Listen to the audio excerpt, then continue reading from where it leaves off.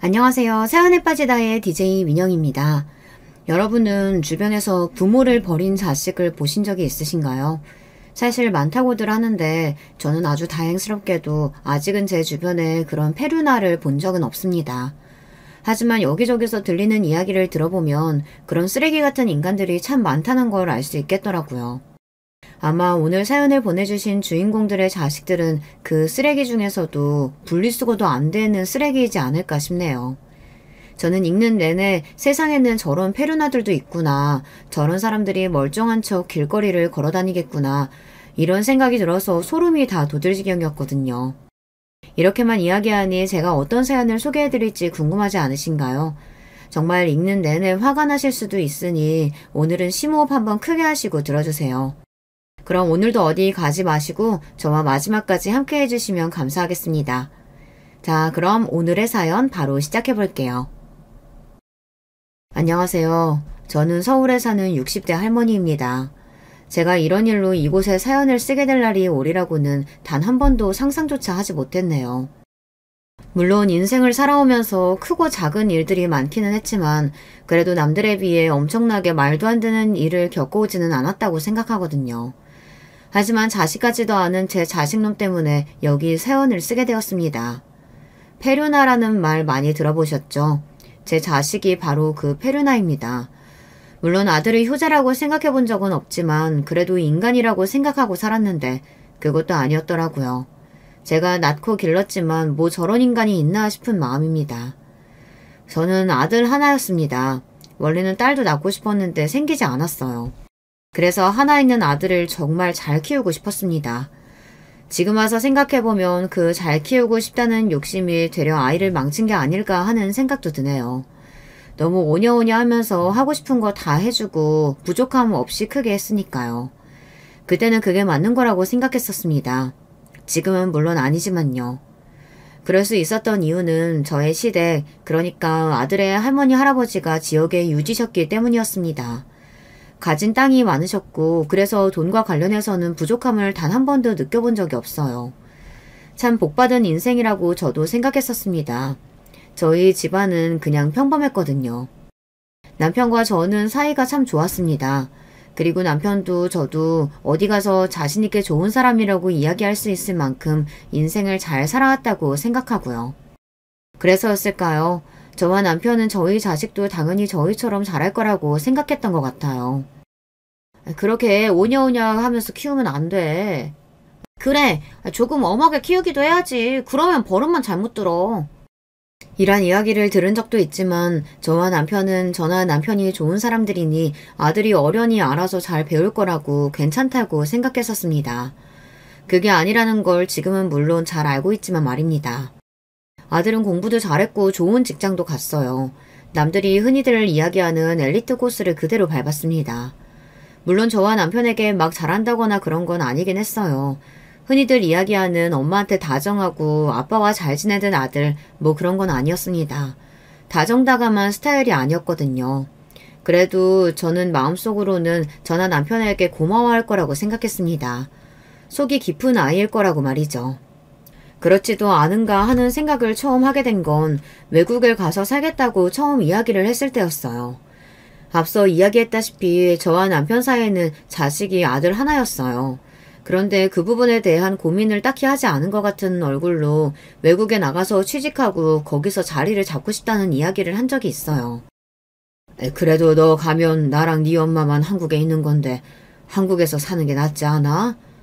그게 뭐가 문제예요? 어차피 어머니 아버지는 저 없어도 잘 사실 텐데.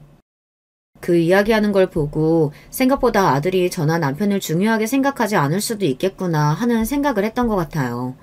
뭐 아들의 앞길을 막으면서 한국에 붙잡아두고 싶다 이런 건 아니지만 그래도 적어도 많이 고민하고 이야기하는 것 같았다면 남편이나 저나 그렇게 서운해하지는 않았을 겁니다. 그래도 결국 자식 인이는 부모 없다고 나가겠다는 아들 발목을 잡을 수는 없었습니다. 그렇게 아들은 정말 한 줌의 미련도 없어 보이는 얼굴을 하고 한국을 떠났습니다. 주변에서 다들 아들 그렇게 키우면 안 된다고 했을 때도 저는 그 길이 맞다고 생각했었는데 그때 처음으로 내가 잘못 키웠을 수도 있겠구나 하는 생각이 들었습니다. 하지만 아들은 다행인지 불행인지 2년 정도 지나서 다시 한국으로 들어왔어요. 외국 생활이 너무 맞지 않고 힘들다는 이유였습니다. 그렇게 오고 가면서 해먹은 돈도 한두 푼이 아니에요. 저희 집에 돈이 있었기에 망정이지 그렇지 않았으면 꿈도 꾸지 못했을 행동들이었어요. 아들은 해외에 나가 있는 동안 거의 연락을 해오지 않았는데 남편은 아들이 나갈 때도 그렇고 나가서도 보여준 그런 태도 때문에 아들에게 실망을 많이 한 상태였거든요. 그래서 아들을 불러다가 이런 말을 했었습니다. 이제는 더 이상 너한테 지원해주지 않을 거다. 그게 무슨 소리세요? 너도 이제 20대 후반이면 슬슬 정신 차리고 네 밥그릇은 네가 챙겨야지 않겠어? 아무 책임감도 없이 그렇게 하고 싶은 거 다 하면서 살 나이는 아니란 말이다. 그러니 뭐든 해. 나는 이제 더 이상 지원 안 해줄 거야. 사실 남편의 그 결정에는 저도 굉장히 놀랐어요. 남편이 속으로 아들을 얼마나 끔찍하게 생각하는지 그 누구보다 제가 잘 알고 있었거든요. 그런 남편이 그런 이야기를 하는 게 놀라울 따름이었습니다. 남편은 표현을 잘 하지 않아서 그렇지 그 누구보다 아들을 사랑한다는 걸 제가 잘 알고 있었거든요. 갑자기 그렇게 말씀하시면 저는 어떡해요?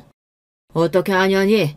그럼 너는 그 나이 먹도록 앞으로 뭐하고 살 건지 생각도 안 해봤단 말이냐? 그리고 돌아온 아들의 말에는 저도 놀랐습니다. 그리고 정말 자식을 잘못 키웠나 보다 하는 생각을 했던 것 같아요. 어머니 아버지 재산 물려받으면 평생 떵떵거리면서 살 수 있을 텐데 제가 돈을 왜 벌어야 하는 건데요? 하고 싶은 거 하면서 살면 되는 거지 나쁜 짓만 안 하면. 남편은 아들의 그 당당한 말에 어이가 없어서 입만 떡 벌리고 있더군요.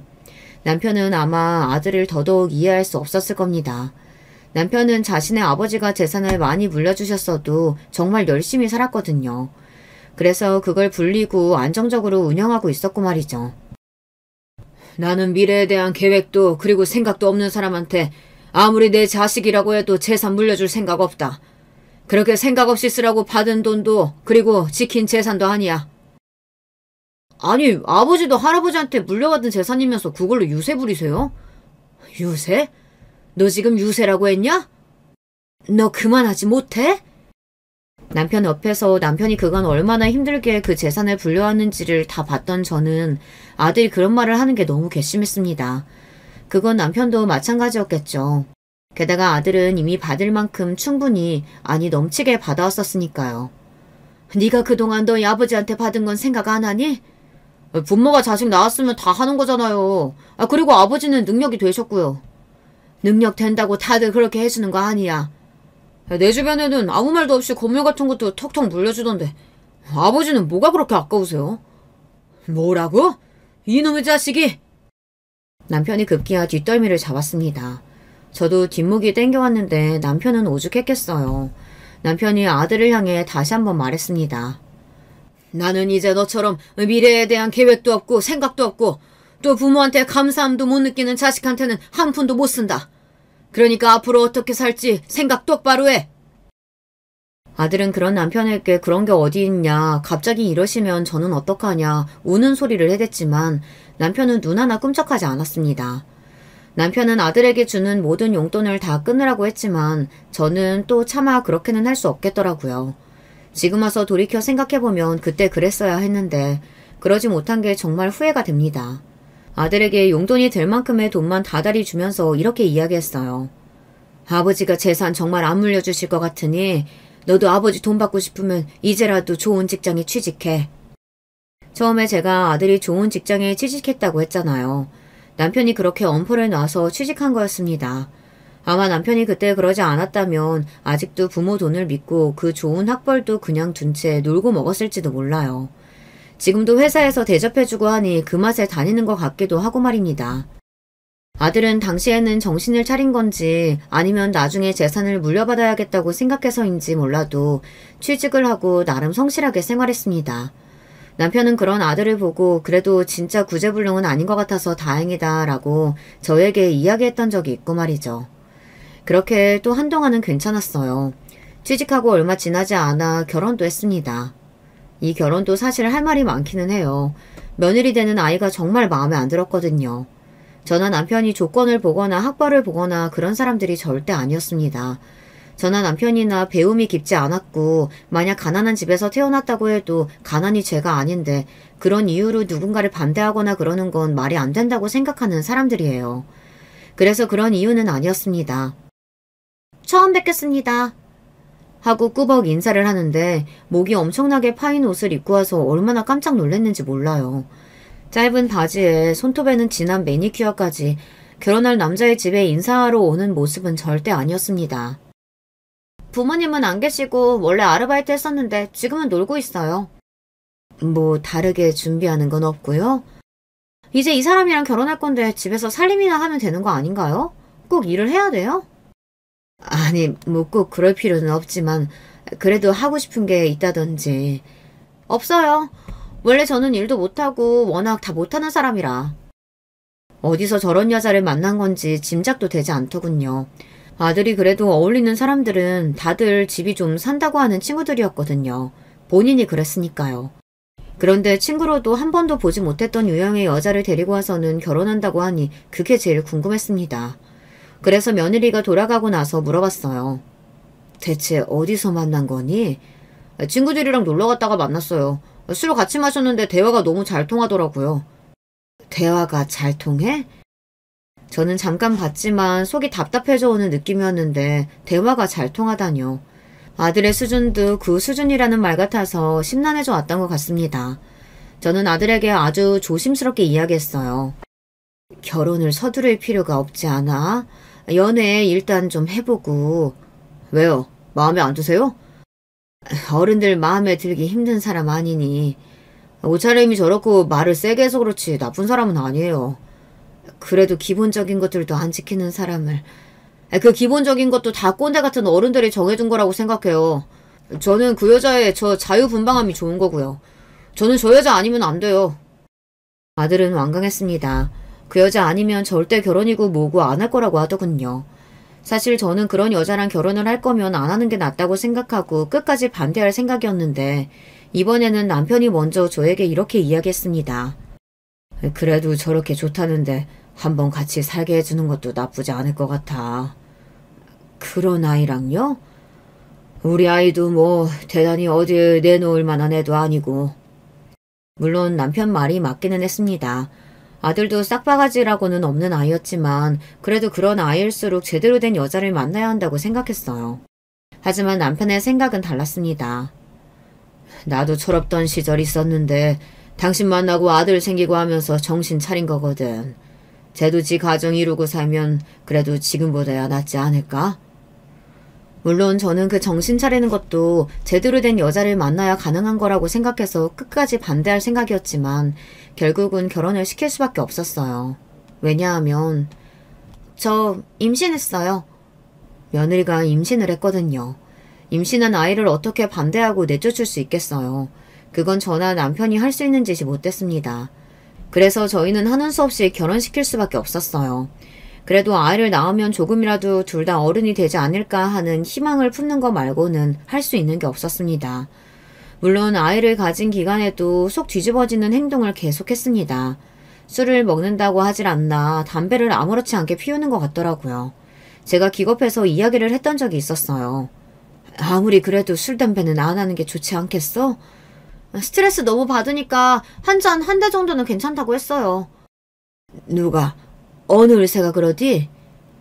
아니 어머님, 의사가 괜찮다는데 어머니 뭘 그렇게 유난이세요? 그리고 제 자식이에요. 제가 알아서 할까요? 거짓말인 게 분명했습니다. 세상 어느 의사가 그런 말을 하고 있냐고요. 제가 거품을 물고 그래도 술, 담배는 안 된다고 난리를 치니 아들이 자기가 말려보겠다고 하더군요. 그래도 자기 새끼라고 챙기나 보다 아빠가 되니 정신을 좀 차리다 보다 했습니다. 그리고 손녀가 태어났어요. 앞서 이야기했다시피 저는 딸아이가 무척 가지고 싶었는데 생기지 않은 거였거든요. 그래서 손녀가 너무 반가웠어요. 그리고 그건 남편도 마찬가지인 듯 했고요. 눈에 넣어도 안 아플 것 같다는 게 그런 말이던가요. 저와 남편은 손녀 보느라 시간 가는 줄 몰랐습니다. 저희가 손녀를 볼 수밖에 없었던 건 며느리가 하고 싶은 일이 생겼다는 핑계로 아이를 보지 않았기 때문이에요. 뭐 어디서 일을 시작했다고 하는데 어딘지도 알려주지 않고 언제 출근하고 퇴근하는지도 말해주지 않더군요. 그냥 무턱대고 아이를 두고 가서 자기가 원하는 시간대에 찾아가곤 했습니다. 어느 때는 하루 만에 아이를 데려가기도 했고 어느 때는 일주일이 지나도 데리러 오지 않기도 했어요. 저는 엄마라면 모성애는 반드시 다 존재한다고 생각했던 사람이거든요. 그런데 저희 며느리를 보면서 꼭 그런 것만은 아니구나 생각했던 것 같아요. 그렇게 생각하니 손녀가 불쌍했고 더더욱 마음이 쓰였습니다. 그래서 더 예뻐했고요. 다행히 손녀는 저나 남편을 무척이나 잘 따랐고 남편도 저도 손녀를 굉장히 많이 아꼈습니다. 그래서 함께 있는 시간이 참 좋았어요. 손녀는 저희가 다 키웠다고 봐도 무방해요. 지금도 지 엄마를 보면 울고 할머니한테 가고 싶다고 난리를 치니까요. 어머니, 저 1억만 빌려주세요. 어느 날 며느리가 저에게 와서 그러더군요. 그때가 소녀가 5살쯤 되었던 때의 일일 겁니다. 1억이 작은 돈도 아니고 그걸 어디다 쓸 건지 확인은 해야 하는 거잖아요. 그래서 물었어요. 그 큰 돈을 뭐하게? 그게 큰 돈이에요? 큰 돈이지. 그러니 너도 나한테 빌려달라는 거 아니냐? 아니 일반적으로는 그렇지만 아버님 돈 많으시잖아요. 네 시아버지가 돈 달라고 하면 주는 네가 돈 맡겨둔 은행도 아니고 아무리 많다고 해도 그 정도 되는 돈을 묻지도 않고 그냥 주는 게 더 말이 안 되지 않아? 그런 제 말에 며느리는 잠시 궁시렁대더니 이렇게 말하더군요. 제가 아는 사람한테 투자 정보를 들었는데 거기에 지금 투자 안 하면 안 될 것 같아서요.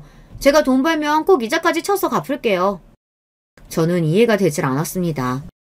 니들이 돈이 없는 것도 아니고 돈이 급한 것도 아니고 충분히 먹고 살 만큼 있고 여유까지 있는데 돈을 빌려서까지 투자를 왜 해야 하는 거니? 그런 마음가짐으로 돈을 어떻게 벌어요? 벌 수 있을 때 보이는 돈 놓치는 것 같은 바보 같은 짓이 어딨다고요. 빌려주세요. 당연히 저는 안 된다고 했습니다. 하지만 며느리는 사흘이 멀다 하고 찾아와서 정말 무슨 맡겨놓은 사람처럼 돈 달라고 징징거렸어요. 결국 저는 두 손 두 발 다 들었습니다. 하지만 그냥 빌려주지는 않았어요. 차용증 쓰거라. 네?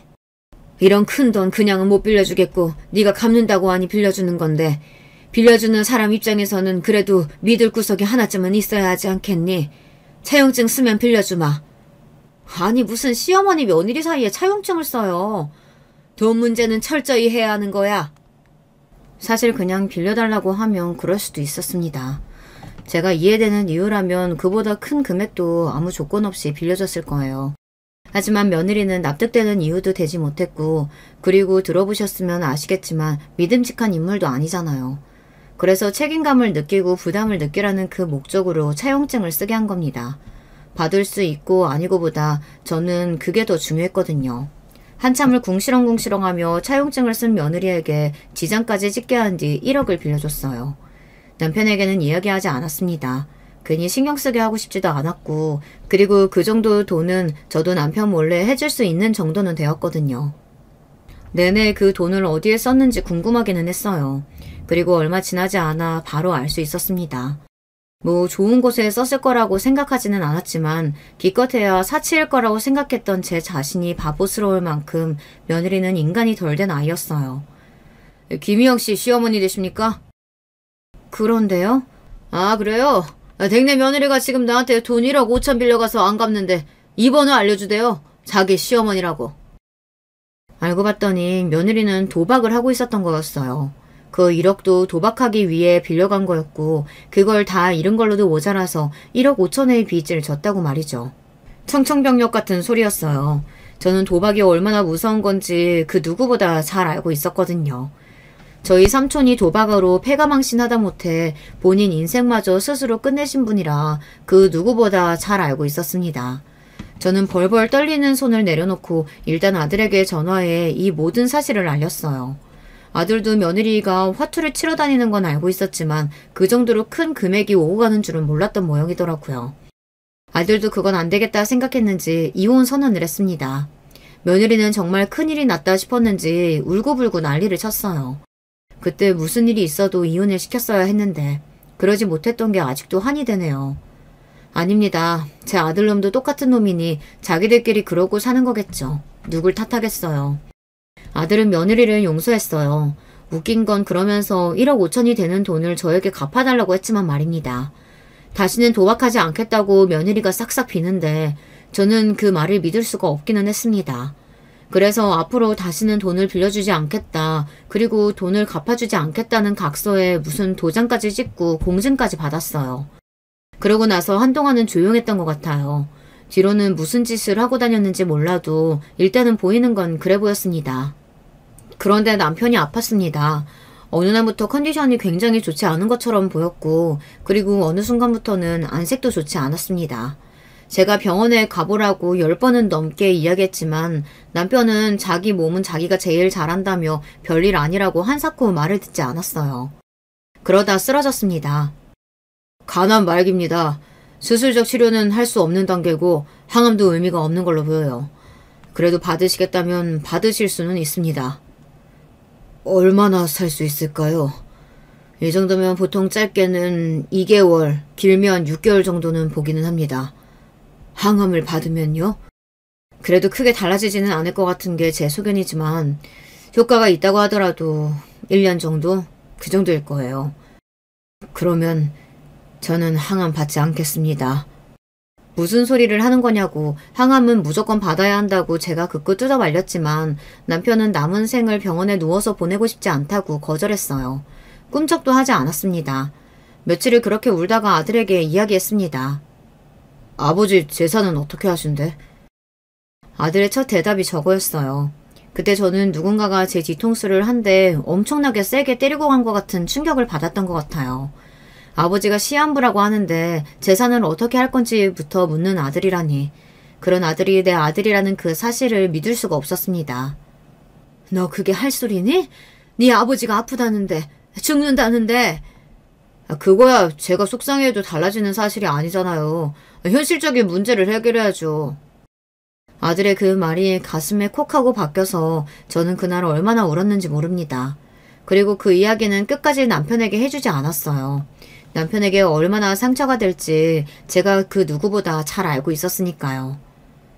재산은 그놈한테 한 푼도 주고 싶지 않아. 남편은 저를 불러다 놓고 그렇게 이야기했습니다. 증여세를 2번 내게 되는 일이 발생하더라도 남편은 지금은 아들에게 재산을 물려주고 갈 수 없겠다고 말이죠. 그런데 이런 말을 하더군요. 하나도 안 주겠다고 하면 그놈의 자식들이 당신한테 무슨 짓을 할지 내가 안 봐도 뻔하거든. 맨날 찾아와서 귀찮게 하고 협박하고 하겠지. 그러면 당신도 병나. 남편은 그걸 굉장히 걱정했어요. 가만히 있을 아들 며느리가 아니라는 건 남편도 너무 잘 알고 있었으니까요. 일단은 조금 주긴 할 거야. 그리고 그게 다라고 할 걸세. 그걸 믿을까요? 믿게 만들어야지. 내가 다 생각이 있어. 남편은 그렇게 이야기하고서는 아들 내외를 불렀습니다. 그러고는 서류를 내밀었어요. 아들은 그래봬도 배울 만큼 배운 똑똑한 아이라 남편이 준비를 나름대로 철저하게 한 것 같았습니다. 하나하나 설명하더군요. 그래서 결과적으로 나한테 있는 재산은 그게 다다. 적은 금액은 아니었어요. 20억이 넘는 돈이었으니까요. 물론 저는 남편의 재산이 어느 정도인지 자세하게 알고 있었기 때문에 그게 다가 아니라는 사실을 알았지만요. 여기서 5억을 너희 엄마한테 줄 거고 나머지는 너한테 줄 생각이다. 5억이나요? 어머님한테 5억이나 되는 돈이 왜 필요한데요? 그 와중에도 그 썩을 것들은 그런 소리를 하더군요. 남편이 인상을 팍 썼습니다. 너희 엄마, 너희 시어머니 이제 환갑이 좀 지났다. 아직 살 날이 더 많아. 그리고 내가 내 아내한테 이 정도는 못 준다는 말이냐? 그래 그러면 너희 어머니한테 10억 주고 너희가 10억 가져가거라. 남편이 거기서 더 줄여버리자 그제야 아들이 웃으며 남편의 손목을 슬쩍 잡더군요. 아니에요 아버지. 아버지 뜻대로 할게요. 그리고 저희가 어머니 잘 모실게요. 그거 너무 걱정하지 마세요. 진짜요. 저희가 잘할게요. 그곳에 그 말을 믿는 사람은 아무도 없었을 거예요. 저도 남편도 믿지 않았고 심지어 본인들도 저희가 믿을 거라고 생각하지 않은 게 뻔했어요. 그렇게 재산 정리를 끝냈습니다. 사실 더 많은 돈이 있었지만 남편은 아들에게 들키지 않게 다 정리를 해뒀고요. 남편이 살아있는데 그 재산을 정리하지 않았습니다. 남편이 그렇게 하자고 했거든요. 그래서 남편이 죽고 나서 재산을 정리하게 되었어요. 아들 내외는 남편의 마지막을 보러 오지도 않았어요. 남편이 그래도 정신이 조금 있을 때는 혹여나 말을 바꿀까 싶어서 그래도 얼굴이라도 비쳤는데 나중에 남편이 정신이 희미해지자 그마저도 하지 않았습니다. 부유금은 제가 정리할게요. 심지어 남편이 장례식장에서 눈물자국 하나 없는 얼굴로 저에게 그렇게 이야기하더군요. 다들 아들과 며느리를 보고 한마디씩 했던 것 같아요. 저 집 며느리는 어떻게 저렇게 싹수가 없어. 며느리만 없게 아들도 봐. 저 슬퍼하지도 않은 얼굴. 지가 저러니까 본인 같은 여자를 만난 거지. 지 아버지 아픈 거 알자마자 재산부터 정리하자고 했다면서? 자식 새끼 키워봐야 소용없다지만 저런 자식은 진짜 자식 새끼도 아니야. 그런 말이 부끄러웠지만 그래도 다 맞는 말이었어요. 제 자식은 그런 새끼가 맞았습니다. 아버지 장례식장에서 지루한 얼굴을 하고 앉아있는 놈과 부의금이 얼만지 계산하고 있는 년을 보고 있자니 저는 남편이 불쌍해서 그리고 저도 불쌍해서 억장이 무너지는 느낌이 들었습니다. 엉엉 우는 저를 보고도 눈 하나 깜빡하지 않는 그것들이 너무 죽을 만큼 미웠던 것 같아요. 장례가 끝나고 얼마 지나지 않아서였어요. 아들이 이러더군요. 그 큰 집에 혼자 살기 그렇지 않으세요? 그 속이 뻔히 내다보이는 말에 저는 아무런 대답을 하지 않고 그냥 빤히 아들을 바라봤습니다. 아들은 충분히 예상하고도 남을 만한 말을 하더군요. 조금 작은 집으로 옮기시는 게 어때요? 그래요, 어머님. 이 집은 관리도 힘들고 이제 나이 더 드시면 집 청소하는 것만으로도 정말 벅차실걸요? 조금 작은 집으로 옮기세요. 자기들끼리 저를 위하는 척 북치고 장구치고 다 하는데 그게 너무 역겨워서 그 연년들의 얼굴도 보고 있기가 싫더군요. 정말 사람이 꼴도 보기 싫은 거 아시나요?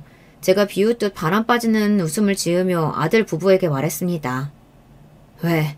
차입금 니들 달라고? 제가 그렇게 바로 이야기를 할 줄은 몰랐던 건지 어떤 건지 아들은 움찔하기는 했어요.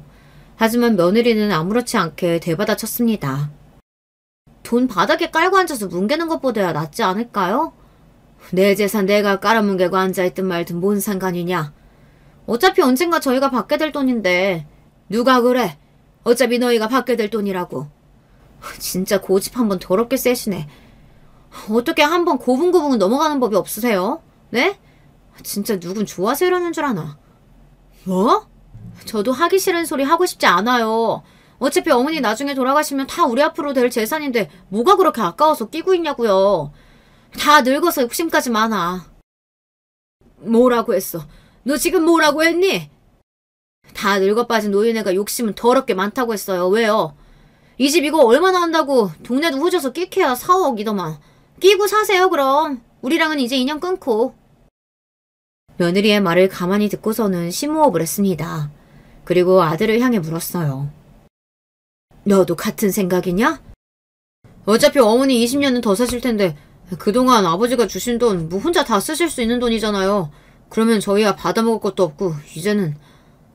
너는 그게 너를 낳아주고 길러준 부모한테 할 소리니? 뭐 모르겠고 이제는 각자 살죠. 언제는 각자 안 살았니? 완전히 인연 끊자고 선언하자고요. 그래야 저도 짐 더는 기분일 테니까. 뭐 짐?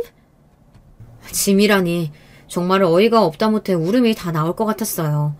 제가 자기들을 짐이라고 이야기하는 거면 몰라도 평생 빨대 꽂아서 쪽쪽 빨아먹기만 한 것들이 저에게 짐이라뇨.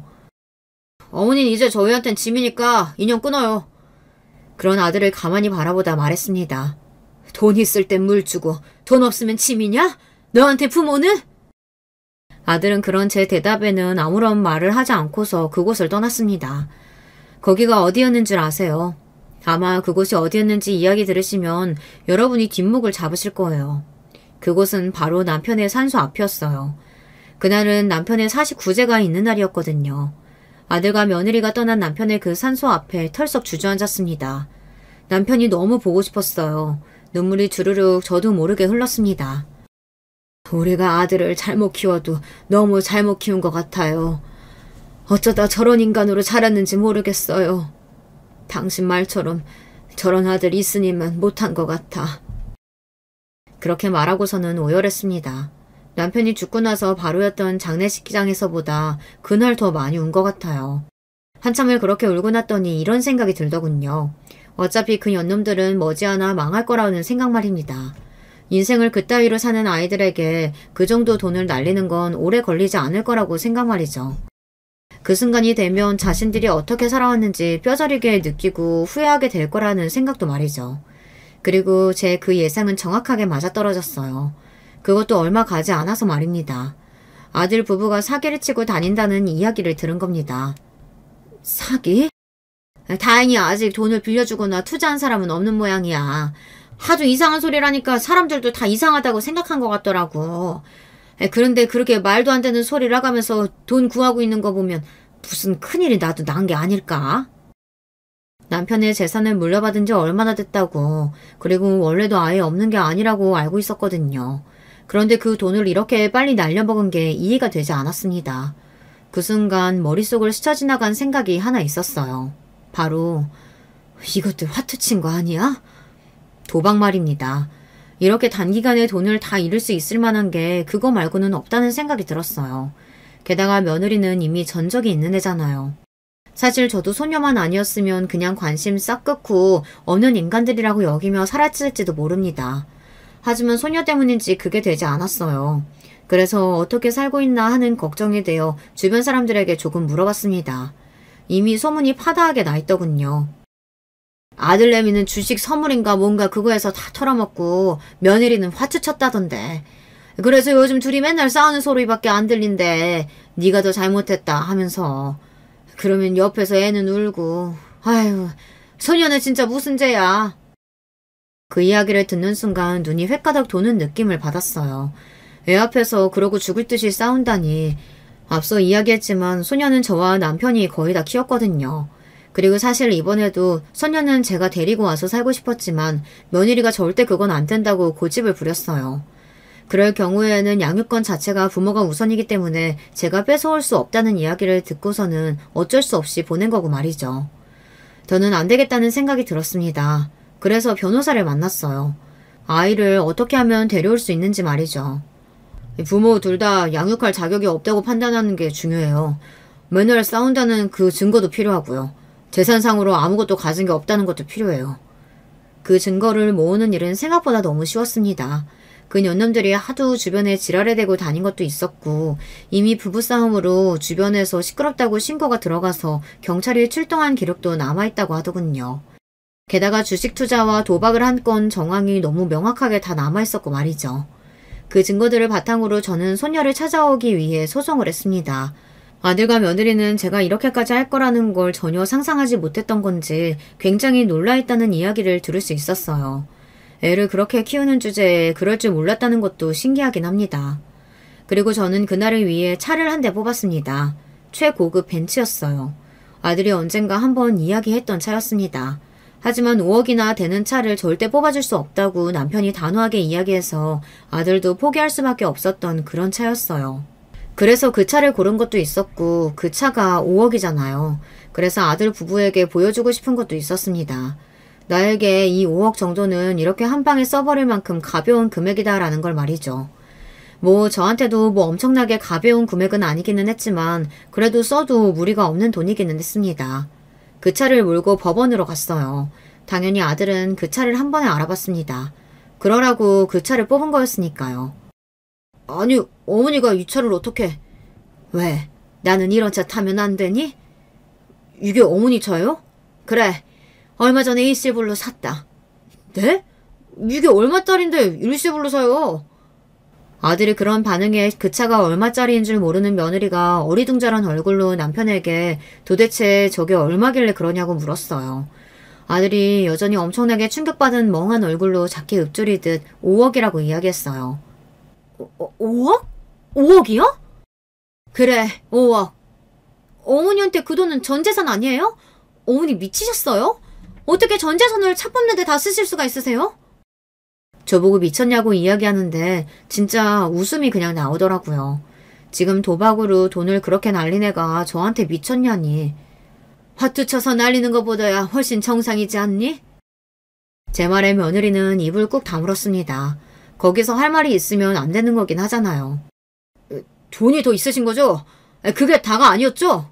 아들이 뭔가 눈치챈 듯 그렇게 이야기하더군요. 하지만 그게 무슨 소용이겠어요. 자기들한테 줄 것도 아닌데 말입니다. 어머니 돈 더 있으세요? 얼마나요? 얼마나 있는데요? 내가 돈이 더 있든 말든 그게 뭐가 중요하니? 나는 내 눈에 흙이 들어가도 남한테 기부를 하면 했지 너희들 같은 페루나들한텐 돈 한 푼도 줄 생각 없다. 아두가 며느리는 그때 아차하는 얼굴을 했던 것 같아요. 아무래도 저한테 돈이 있다면 그렇게 연을 끊자고 하지는 않았을 테니 말입니다. 어머니, 그때는 제가 어떻게 됐었나 봐요. 아니, 사실 저는 어머니 모시고 살자고 어머니가 얼마나 외로우시겠냐고 그랬는데 이 여자가... 급기야 그렇게 죽고 물살던 지 마누라 탓을 하더군요. 본인도 돈을 다 잃고 마누라까지 도박으로 돈 날리고 뭐 제 아들이지만 인성이 좋거나 의리가 좋은 놈은 아니고 그쯤 되면 자기 마누라라고 끝까지 함께하고 그런 것도 없어질 시기이긴 했습니다. 뭐? 이 여자? 당신이 모시고 살자고 했다고? 네가 싫어하니까 내가 억지로 어머니랑 연 끄는 거 아니야. 지랄하고 자빠졌네. 네가 먼저 얘기 꺼냈잖아. 언제? 내가 그래도 명색이 아들인데 어지간히 먼저 얘기를 꺼냈겠다. 네가 어머니 안 보고 살면 속이 후련할 것 같다며. 지금은 은근히 지민 느낌이라며. 내가 언제? 그때였습니다. 맞아. 아빠가 그랬어.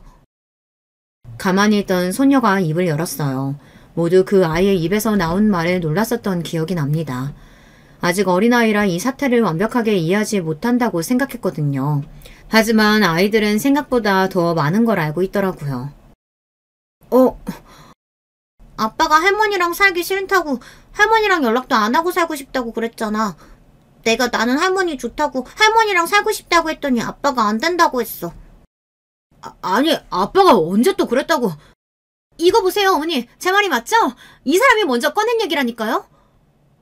가만히 자기 엄마를 보던 손녀가 다시 입을 열었어요.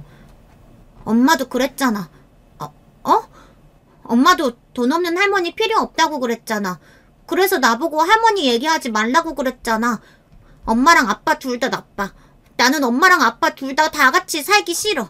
나는 할머니랑 살고 싶어. 손녀의 그 말을 가만히 듣고 있는데 눈물이 날 것 같더군요. 그 어린아이가 그런 말을 들으며 무슨 생각을 했을지, 그리고 무슨 마음으로 엄마와 아빠가 아닌 저와 산다고 하는 건지, 그 마음이 짐작조차 가지 않아서 말이죠. 세상 어느 자식이 엄마와 아빠와 살기 싫어하겠냐고요. 그 년념들이 오죽했으면 애가 그런 말을 하냐는 말입니까. 소녀가 저와 함께 살고 싶다는 의견을 너무나도 강력하게 얘기해서 그런지 중양육자가 제가 될 수 있었어요. 아들과 며느리는 자기 자식의 양육권을 저에게 빼앗겼다는 그 사실보다 제가 돈을 얼마나 가졌는지, 그리고 그걸 본인들이 받을 수 있는지를 더 혈안이 되어 물어보고 또 알아보고 다녔습니다. 니들한테 줄 돈은 단 한 푼도 없다. 법적으로 그거 자식한테 줘야 하는 거 모르세요? 아버지 돈이잖아요. 네 아버지가 너 모르게 나한테 재산 준 이유 뭐겠니? 네가 그럴 거 알고 그런 거잖니? 그래서 그 양반이 다 쑤써놓고 갔다는 걸 아직도 모르겠냐? 사실 아들도 알고 있었을 겁니다. 아버지가 왜 자신에게 이야기하지도 않고 그리고 자신을 속여가며 어머니에게 재산을 다 주고 갔는지 말입니다. 하지만 그런 건 상관없었을 거예요.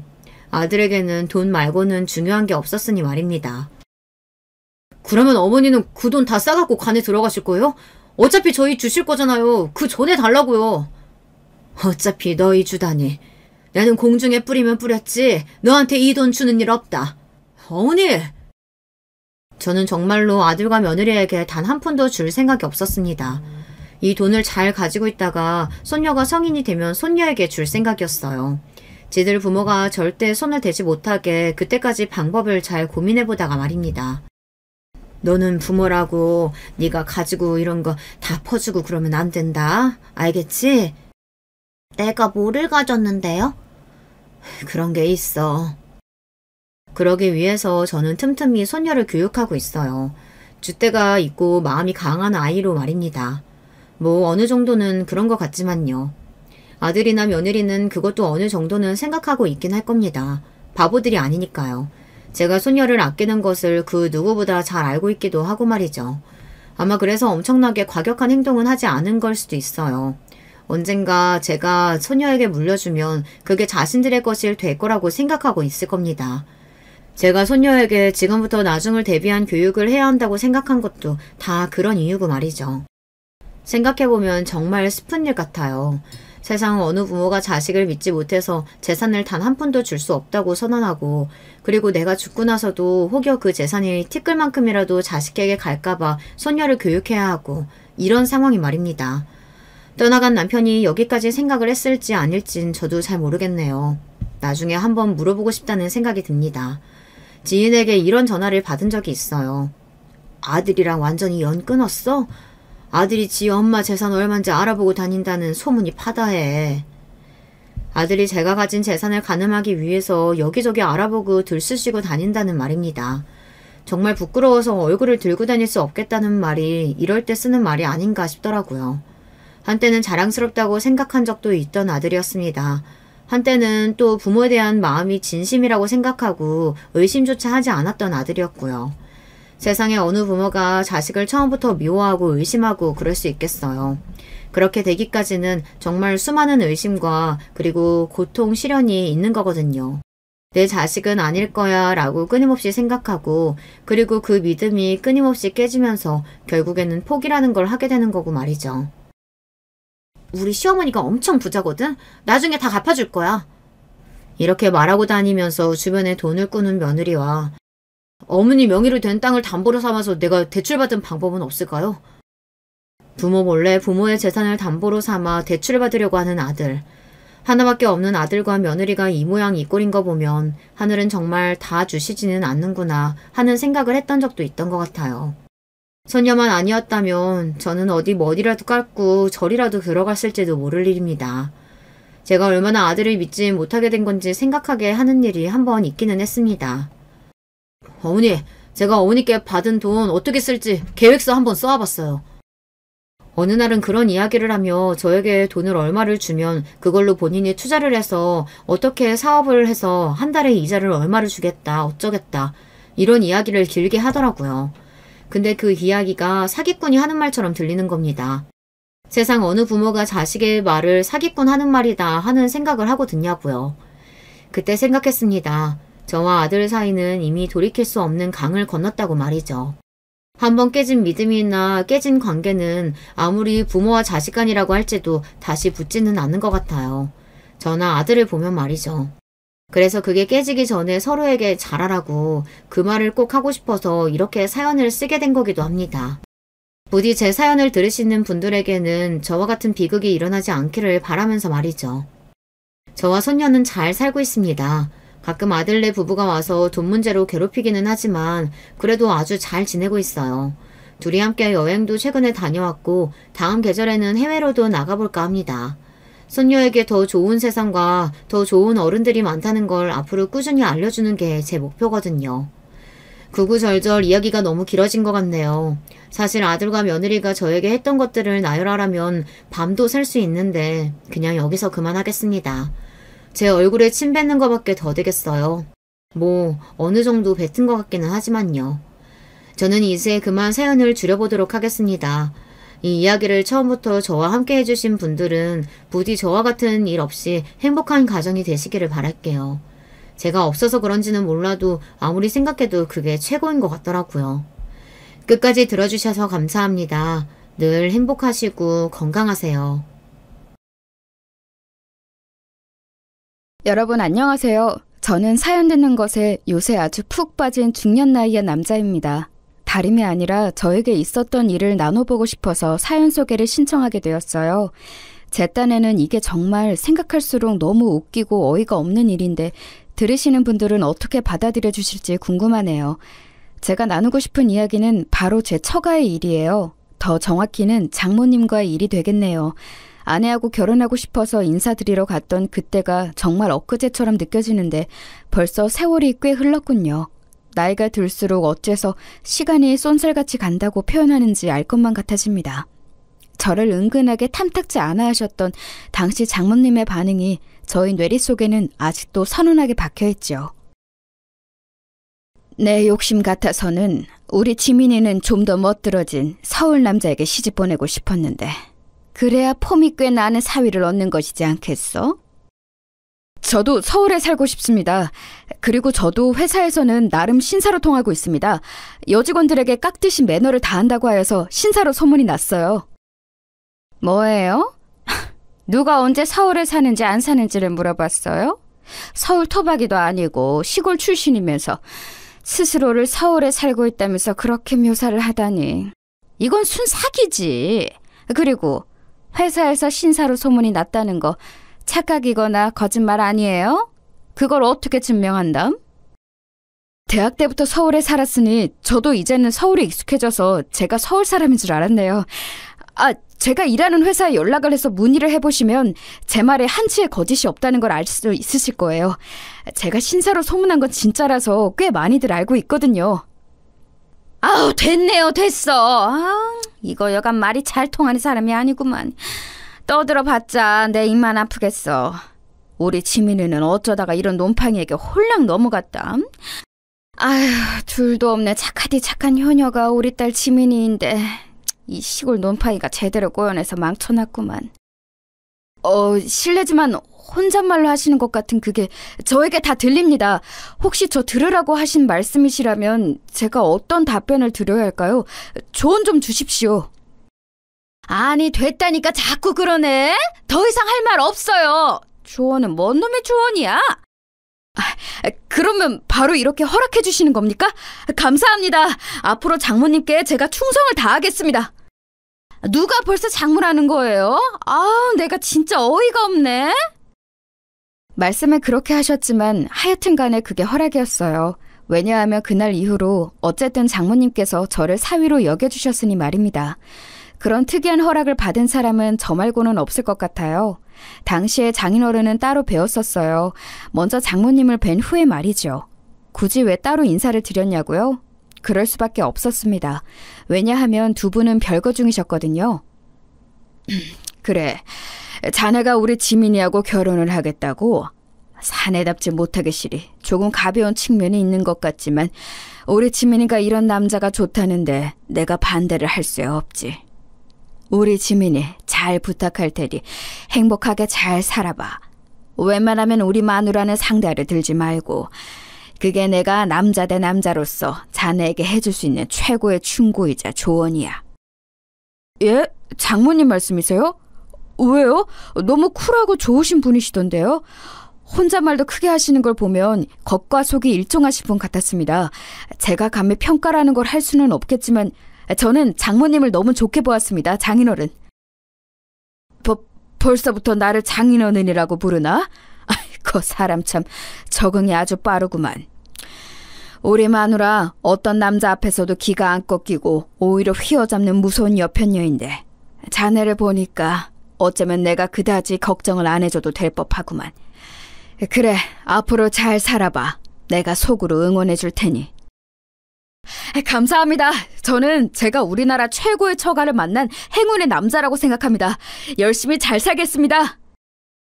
제가 연신 꾸벅 인사를 올렸고 장인어른께서는 굉장히 머쓱해 하셨던 것 같아요.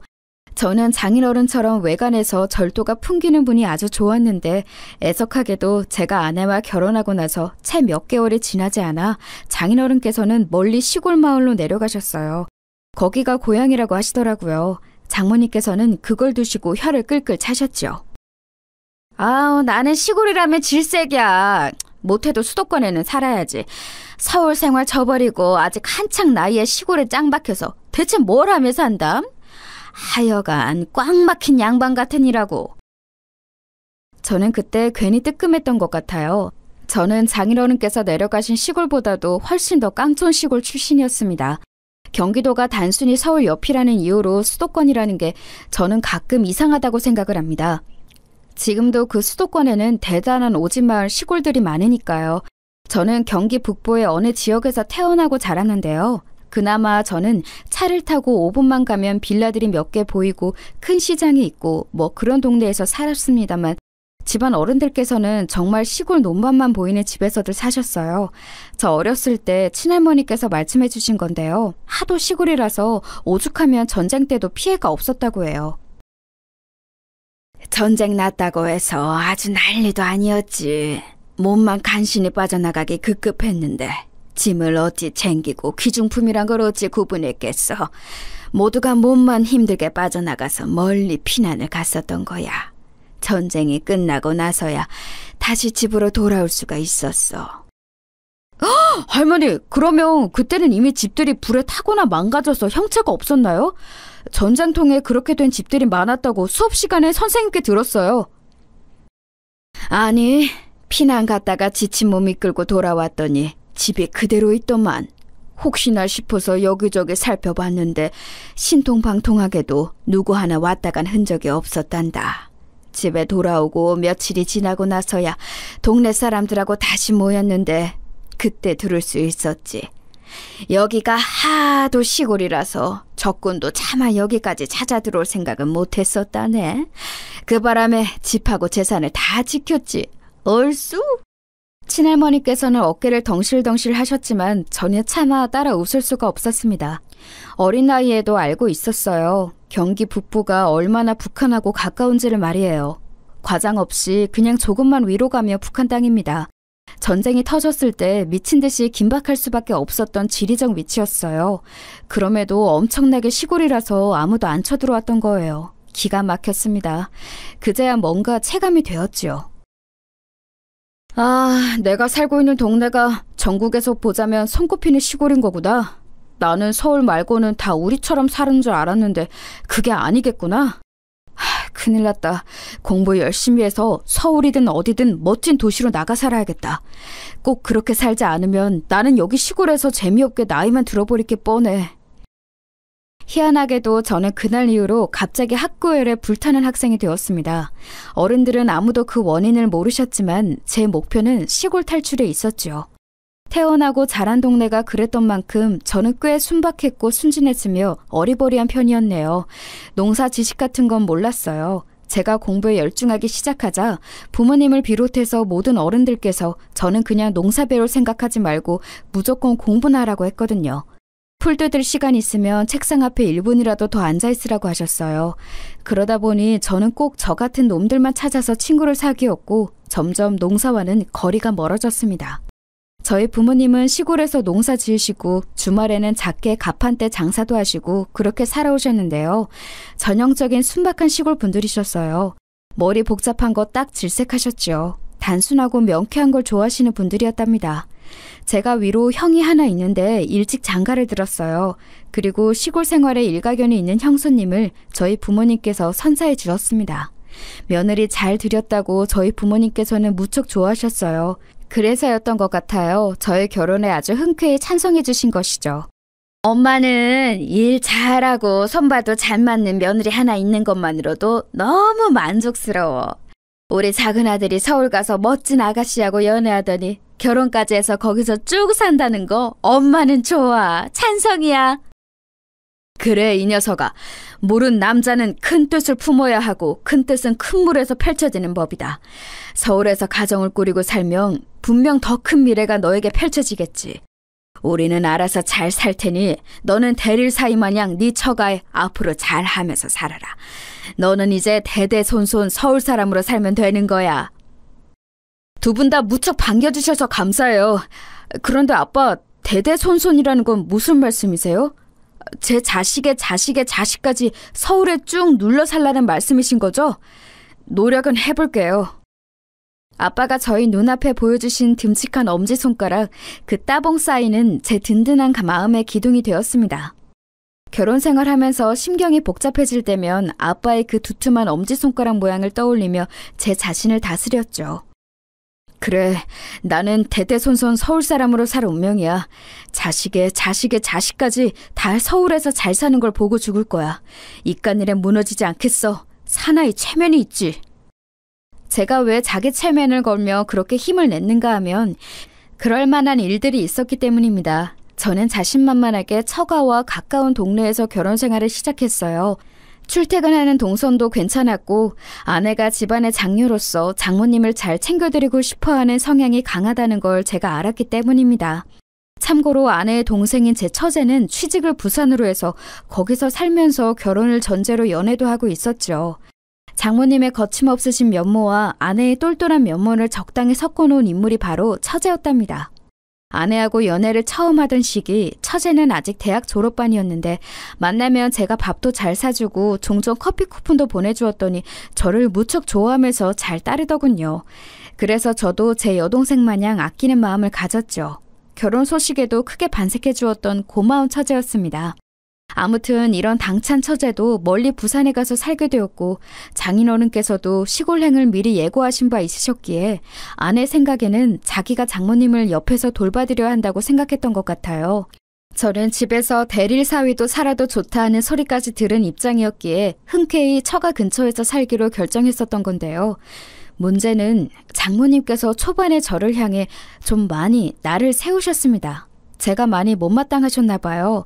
아내하고 다 같이 있을 때는 별로 티를 안 내셨지만 아내가 자리를 뜨거나 하면 저를 대놓고 훑어보시면서 한숨을 푹 내쉬며 눈치를 주셨고 가끔은 굉장히 한심한 존재를 쳐다보는 듯한 그런 기묘하게 가늘어진 눈매로 저를 응시하셨습니다. 그런 좌불안석 상황쯤은 어떻게든 모르쇠로 버텨보겠는데 말씀으로 공격하시는 건 많이 힘들더라고요. 저만 보시면 시골 촌놈, 눈치 없이 활발한 민폐, 남자보다 여자가 아까운 서울 대표 부부, 이렇게 마치 사람을 놀리듯이 자꾸 말씀을 하시니까 저도 괜히 주눅이 들었다고나 할까요? 자기 싫어하는 사람을 보며 마음이 편한 사람은 없는 법이잖아요. 그렇다 보니까 저도 자연스레 음매기죽어가 되었습니다. 게다가 제가 기가 안 죽을 수가 없는 사안이 하나 있었어요. 우리 지민이는 달마다 생리도 꼬박꼬박하고 생리통도 거의 없는 애고 전에 무슨 검사 받았을 때 건강해서 아이를 잘 낳을 거라고 병원에서 그랬거든. 근데 둘이서 임신이 안 되는 건 권서방 무조건 자네 문제 아니겠어? 장모님, 이틀 전에도 토시 하나 안 틀리고 지금처럼 똑같이 말씀하셨어요. 그리고 지난주에도 똑같은 말씀하셨었고요. 저도 이제 말씀하신 부분을 문제라고 인지하고 있으니 지적하시는 거 겸허히 받아들이고 있습니다. 저 나름대로 노력을 하고 있으니 좋게 봐주세요. 노력? 무슨 노력? 설마 밤마다 산책 좀 나가고 영양제 좀 챙겨 먹고 그런 걸 노력이라고 하는 건 아니겠지? 아이고, 시골 출신이면서 왜 그런 쪽으로는 생각을 못해? 약초라도 다려서 먹는 정성이 있어야 할 것 아니야. 장모님께서는 답답하다며 그렇게 말씀을 하셨고 거의 홧김이셨는데 그게 도화선이 되고 말았어요. 며칠 후 정말로 웬 약초를 공수에다가 그걸로 진한 물을 우리신 거예요. 저는 대체 저게 정체가 뭘까 싶어서 미심쩍었습니다. 그러자 장모님께서는 옛날에 당신의 시댁에서 시집살이 당하던 시절에 그 시골 동네에서 많이 봐왔던 약초들 중 하나라고 하시며 당신만 믿으라고 자신하셨어요. 제가 뭘 어쩌겠나요? 사나이답게 그냥 들이켰습니다. 그랬더니 장모님께서 무척 좋아하셨어요. 늘 저를 비호감으로 바라보시던 장모님의 눈빛이 그날 처음으로 달리 보였습니다. 제가 생각했죠. 아하, 이런 식으로 장모님의 호감을 사서 점수를 딸 수 있는 것이구나. 제 생각은 맞아떨어졌습니다. 그 약초 달인 물을 먹기 시작하면서 장모님하고 저는 제법 거리감이 좁혀졌어요. 그리고 제 추측이지만 장모님께서는 어느새 사위 위하는 장모, 이런 게 바로 나란 사람이다, 이런 감상에 빠지셔서 약간 역할놀이 같은 것에 몰두를 하신 듯 했습니다. 어쨌거나 누이 좋고 매부 좋다고 저는 장모님께 박힌 미운 털을 뺄 수 있어서 좋았으니 그걸로 되었고요. 아내도 저희 두 사람이 조금 허물이 없어진 걸 보며 반가워했어요. 저는 솔직히 그 약초 달인 물이라는 거 효과도 잘 모르겠고 오히려 마실수록 몸이 무거워지는 듯 했으나 이제 와서 물을 수가 없었기에 또한 장모님의 기세가 너무 등등했기에 그냥 계속 마셨습니다.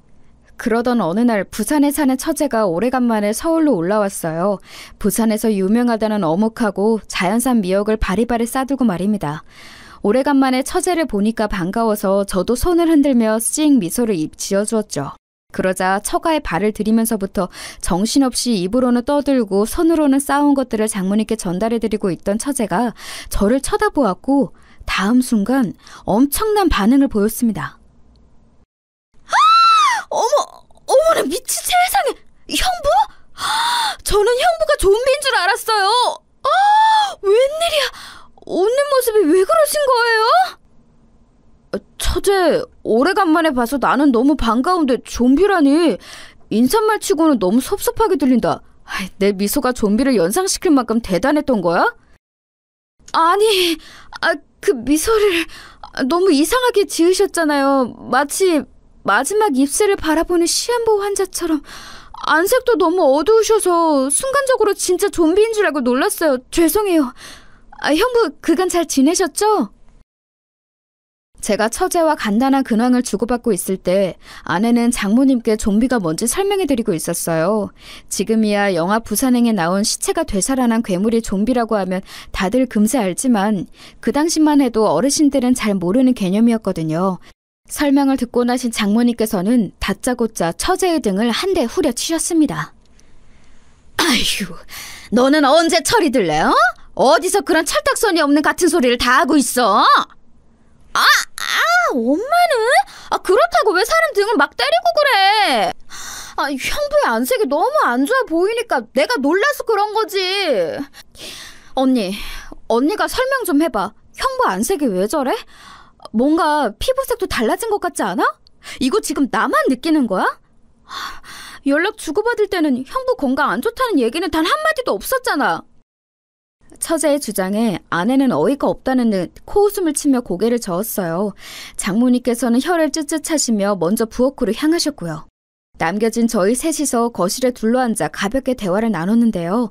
다른 주제로 대화를 해도 자꾸만 처제는 제 안색 이야기로 돌아왔습니다.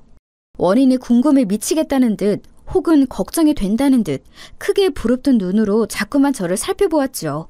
그러더니 저보고 다시 미소 좀 지어보라고 주문을 하기도 했어요. 이런 거 절대 거절 안 하는 저라서 열심히 미소를 지어주었죠. 그랬더니 처제가 역시나 뭔가 이상하다고 하더라고요. 웃는 게 어색하고 너무 힘이 없다는 거예요. 웃는 것마저 힘들어진 사람처럼 보인다고 하였습니다. 아내는 불길한 소리 짓거리지 말라면서 처제에게 주먹을 들어 보였지요. 저는 아무렇지 않은 척 허허 웃고 말았으나 사실은 아까부터 심장이 불길하게 뛰고 있었어요. 최근 들어서 몸 컨디션이 급격히 떨어지는 게 느껴졌는데 마침 처제가 이런 말을 하니까 갑자기 왜 이렇게 근심 걱정이 들지? 혹시 내 건강에 정말로 큰 이상이 있는 게 아닐까? 근데 그렇다면 이유가 뭐지? 솔직히 건강이 확 나빠질 이유 따위는 없는데 오히려 건강해질 이유라면 있지. 약초 달인 물을 꼬박 마시고 있으니 그게 도움은 되고 있을 거야. 건강이 엄청 나빠질 시기였는데 그 약초 달인 물을 먹어서 그게 방패 역할을 해주는 바람에 이 정도로만 컨디션이 나빠지고 만 것인지 싶은 추측도 들었습니다. 지금 생각하면 그건 단지 저의 희망사항일 뿐이었네요. 자기 언니의 왕주먹을 본 처제는 더 이상 저에게 안색 어쩌고 이야기를 하지 않았습니다. 같이 밥 먹고 후식으로 과일을 먹으면서 텔레비전 앞에서 오붓한 시간을 보냈어요. 분위기가 제법 화기애애했죠. 그러다가 틀어오는 예능에서 노경을 소재로 삼아서 말장난을 하더라고요. 그걸 보신 장모님께서 뭔가 떠올렸던 표정으로 이기양양하게 일어나시고는 금세 그 약초 달인 물을 가지고 돌아오셨습니다. 권서봐! 아직 과일 몇 조각 남았을 때 이것부터 얼른 들이켜. 쓴 입맛은 과일로 가시면 좋지. 그럼 그럴까요? 얼른 마시겠습니다. 감사합니다, 장모님. 제가 약초 달인 물이 가득 찰랑찰랑하게 담긴 컵을 받아들었을 때였어요. 예능에 몰두하는 줄 알았던 처제가 의심에 찬 눈초리로 저를 보고 있었습니다.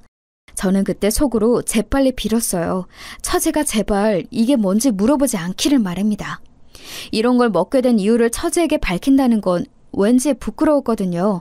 아주 미약하게 남아있던 사나이의 자존심이라는 게 눈물을 흘리지도 모를 일이었습니다.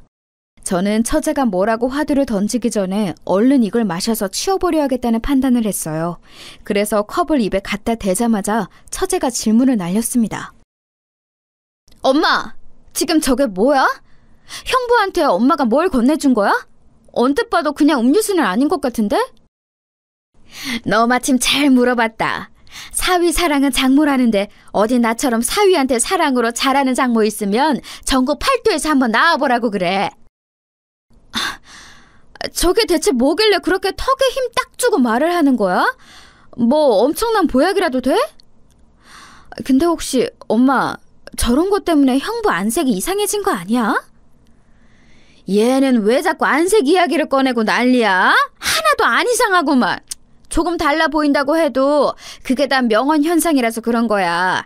처음에는 몸이 받아들이느라 약간의 부작용 같은 반응을 보였다가 점차 잦아들고 정상적으로 작용을 하는 게 바로 명현 현상이라는 거지. 내가 이런 것도 다 알아보고 나서 네 형부한테 그 영험하다는 약초 달인 물을 주는 거니까 너는 괜한 소리나 얹지 말어. 이래야 너도 예쁜 조카를 볼 것 아니야. 이런 노력을 안 했다간 영영 애가 안 생길 수도 있어. 원하면 움직여야지. 저는 장모님의 우렁찬 음성에 저도 모르게 동의를 하듯 고개를 끄덕이면서 약초 달인 물을 마시다가 그만 입가에 질질 흘리고 말았습니다. 당황해서 얼른 소매로 입가를 훔쳤는데 그러면서 처제와 눈이 딱 마주쳤어요. 저는 머쓱해서 마저 약초 달인 물을 먹고자 컵을 입가로 가져가는데 벼랑간 번개같이 처제가 저에게 몸을 날리는 거예요. 그러더니 저에게서 컵을 빼앗아 들었습니다.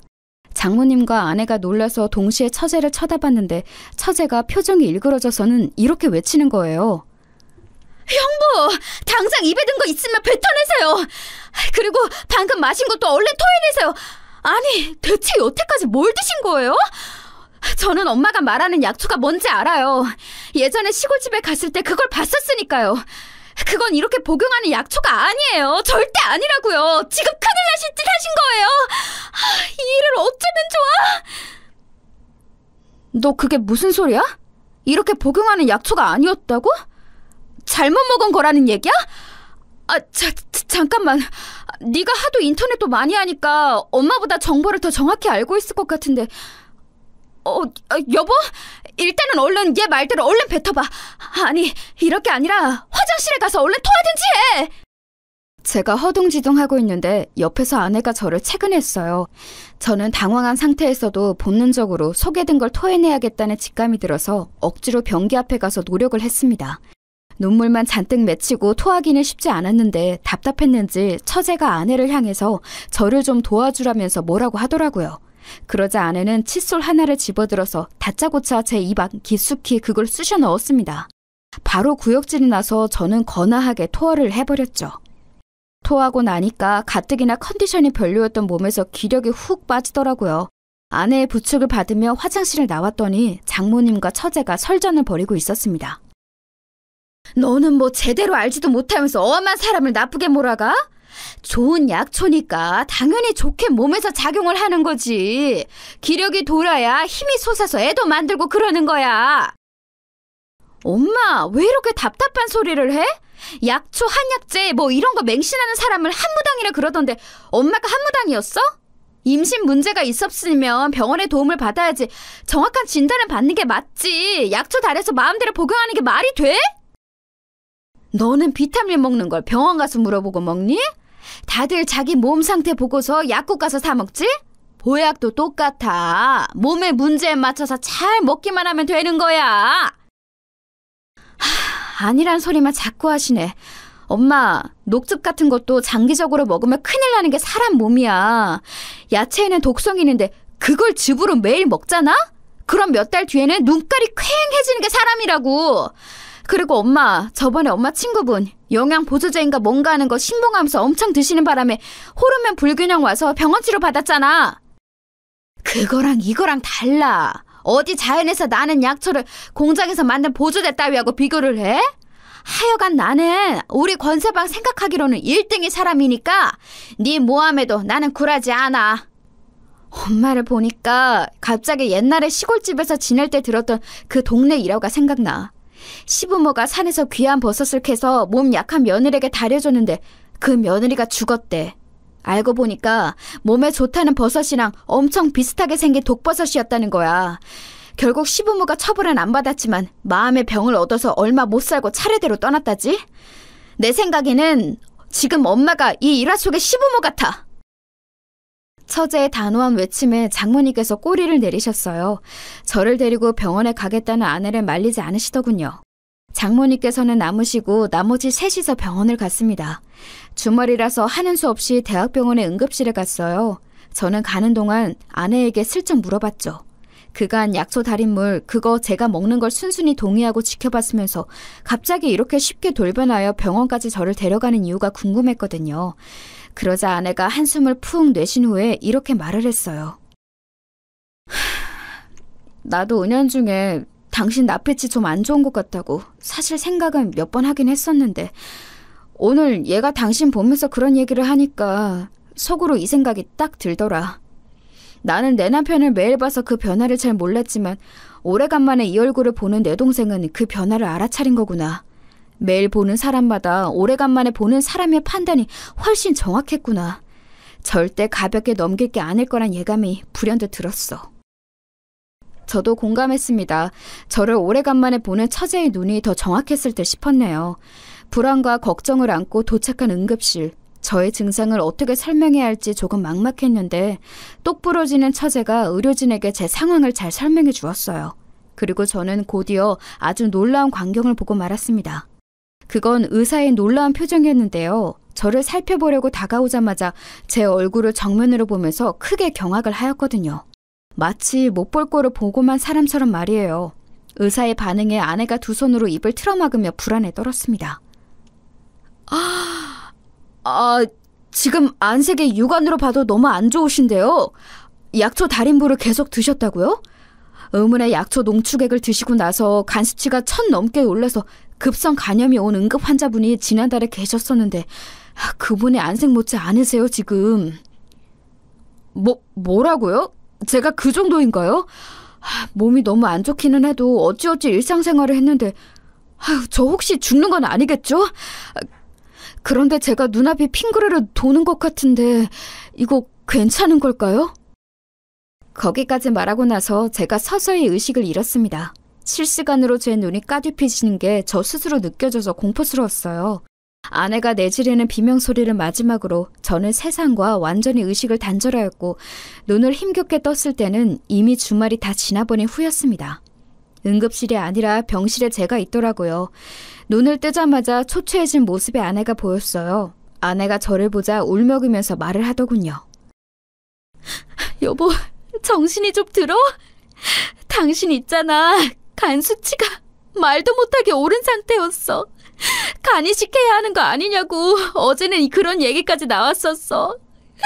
나 진짜 무서워서 죽는 줄 알았어. 간 이식이고 뭐고 당신 이대로 떠나는 줄 알았어. 제가 말 그대로 죽다 살아난 모양이었어요. 기적적으로 회복한 것이었죠. 저희 부모님은 내내 와 계시다가 잠시 자리를 비우신 참이라고 했습니다. 제가 잘못되는 줄 알고 부모님은 오열을 하셨었대요. 그리고 저희 형수님이 병원 근처 카페에서 장모님의 싸대기를 연속으로 때리시는 바람에 그걸 보고 깜짝 놀란 어떤 시민이 신고를 해서 병원 앞에 경찰이 왔었다는 엄청난 후문도 함께 들었네요. 세상에 듣고도 상상이 안 갔습니다. 대체 어떤 수준으로 살벌하게 사람 싸대기를 때리면 그걸 보고 놀라서 신고를 하는 사람도 있었을까요? 수더분하고 일 잘하는 분으로 형수님을 알고 있었건만 제가 전혀 모르는 일면을 가지고 계셨나 봐요. 솔직히 고백하자면 그 광경을 못 봤다는 건 조금 아쉬웠네요. 아무튼 제가 사경을 헤매는 동안 정말 많은 일이 벌어진 듯 했습니다. 저희 부모님은 깨어난 저를 보시고는 하늘에 감사기도를 올리시면서 이렇게 말씀을 하셨어요. 우리 작은 아들을 살려주셔서 정말 감사합니다. 제 배로 낳은 제 소중한 자식이 저보다 먼저 세상을 떠나는 모습을 보지 않게 해주셔서 감사합니다. 이제 이 황당한 결혼 생활을 끝마치고 새롭게 시작할 수 있도록 우리 작은 아들에게 부디 길을 열어주세요. 아멘. 서울에서 대대손손 살길 바랐던 저의 오판을 뉘우칩니다. 제 아들 녀석이 다시 저희 품으로 돌아와서 잔잔한 시골 생활을 하며 시골 처녀를 만나 그렇게 유유자적 살 수 있도록 해주시옵소서. 잠깐만요. 두 분 지금 무슨 기도를 하고 계신 거예요? 진짜로 기도해요? 아니면 저 들으라고 일부러 그러시는 거예요? 아니 이럴 수가.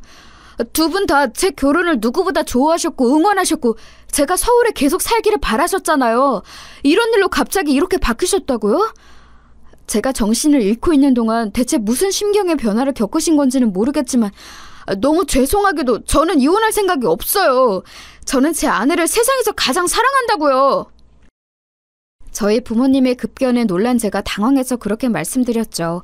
그러자 제가 아내에게 단단히 홀려서 제정신이 아니라면서 두 분 다 무척 안타까워하셨습니다. 아들 자식을 키워봐야 어차피 여자 만나면 홀라당 빠져버리니 소용이 없다는 탄식도 내뱉으셨죠. 그러거나 말거나 저는 진짜로 이혼할 생각이 없었으니까요. 저희 부모님을 달래드릴 수가 없었네요. 아내 또한 저하고 헤어지고 싶지 않아 했어요. 다만 장모님 일로 저에게 미안해서 어쩔 줄 몰라 하더라고요. 우리 엄마가 당신을 거의 죽일 뻔했는데 이런 상황에서 내가 당신하고 계속 같이 살아도 되는 건지 모르겠어. 나에게 그런 자격이 있는 걸까 싶어서 당신에게 그저 미안할 따름이야. 죽을 뻔한 당사자로서 내가 왜 화가 안 나고 왜 기가 막히지 않겠어? 당연히 엄청 화가 나고 기가 막혀서 미칠 것 같아. 그런데 이런 문제 때문에 당신하고 서먹해지거나 이혼이란 결정을 내리고 싶지는 않아. 장모님께서 나한테 이거 안 마시면 죽여버리겠다고 그러신 것도 아니었잖아. 내 의지로 그거 마셨던 거야. 책임이라면 나한테도 있으니까 당신이 너무 그렇게 자책하면서 힘들어할 것도 없어. 그렇게 말해줘서 고마워. 여보, 내가 앞으로 진짜로 잘할게. 나는 우리 사이에 아이가 생기든 말든 그렇게 상관이 없어. 당신만 있어도 나는 행복하니까 혹시나 당신 때문에 임신이 안 되고 있다니 어쩌니 하면서 괜한 생각은 하지 않아도 돼. 알았지? 아내하고는 오히려 그때 좀 더 돈독해졌던 것 같아요. 서로가 최우선이고 서로를 놓지 않고 싶어하는 마음을 확인했으니 저희 사이에는 아무런 문제가 끼어들 수 없었죠. 만약 제가 더 늦게 병원을 찾았다면 정말 비극적인 결말을 맞이할 수도 있었는데 저의 이상 징후를 바로 알아차려준 제 생명의 은인과도 같은 처제는 한사코 제가 감사 인사를 하는 걸 거절해댔어요. 저희 엄마가 버리신 일이니까 딸로서 저는 민망해서 죽겠는데 왜 굳이 저한테 자꾸 고맙다면서 보답하겠다면서 그런 말씀을 하시는 거예요? 형부, 저는 마땅히 해야 할 일을 했을 뿐이에요. 안색이 너무나도 안 좋은 사람을 보고 나서도 그걸 말하지 않고 숨길 만큼 느긋한 성격으로 자라지 말라고 저희 엄마가 저를 그렇게 가르치며 키우셨네요. 제가 은근히 한성깔 하는 편인데 사실 이런 점들 엄마를 쏙 빼닮았거든요. 비록 저희 엄마가 형부한테 큰 실수를 범하셨지만 제가 형부의 건강 이상을 바로 알아차리고 나서 열심히 표현했던 것도 저희 엄마에게서 받고 배운 성격이기도 하니까 저희 엄마를 너무 그렇게 마냥 원망만 하시진 않으셨으면 좋겠어요. 처제가 생각이 깊더라고요. 장모님하고는 그렇게 티격태격하는 작은 딸이면서 막상 자기 모친을 속으로는 가장 위하고 있었던 것이지요. 제가 피식 웃으면서 고개를 연신 끄덕였더니 처제는 저에게 원래의 미소가 돌아왔다고 하면서 장모님께서는 제 형수님께 불시에 싸대기 습격을 받으신 것으로 이미 일부 대가를 치르셨으니 그걸로 참작 좀 해달라고 농담 섞인 부탁을 남겼습니다. 장모님께서 혹시 저에게 뻔뻔한 철판을 깔고 저를 대하시면 어떡하나 이런 걱정을 사실 잠깐 했었는데요. 권서방, 내가 정말 미안하네. 잘 알지도 못하면서 오만 아는 척은 다 해가면서 권서방을 사지로 몰아넣어버렸어. 내가 이 잘못을 어떻게 만회해야 할지. 장모님께서는 전해본 적 없는 씁쓸하고 차연한 기색으로 저에게 사과를 하셨습니다. 사람 마음이라는 게 정말 희한하더라고요. 그 사과를 받자마자 저는 어느새 우리 형수님이 싸대기 때린 걸 내가 어떻게 사과드리지? 이런 생각부터 저는 들었습니다. 왜냐하면 장모님의 왼쪽 뺨에 아직까지도 맞은 흔적이 남아있기도 했고요. 가는 게 있으면 오는 게 있어야 할 것 같았거든요. 그래서 저는 잠시 머리를 싸매다 장모님께 꾸벅 목례부터 들었지요. 저야말로 저희 형수님께서 순간적인 화를 참지 못하고 장모님께 실수를 저지르는 바람에 그렇게 되어서 정말 죄송하고 난처한 기분입니다.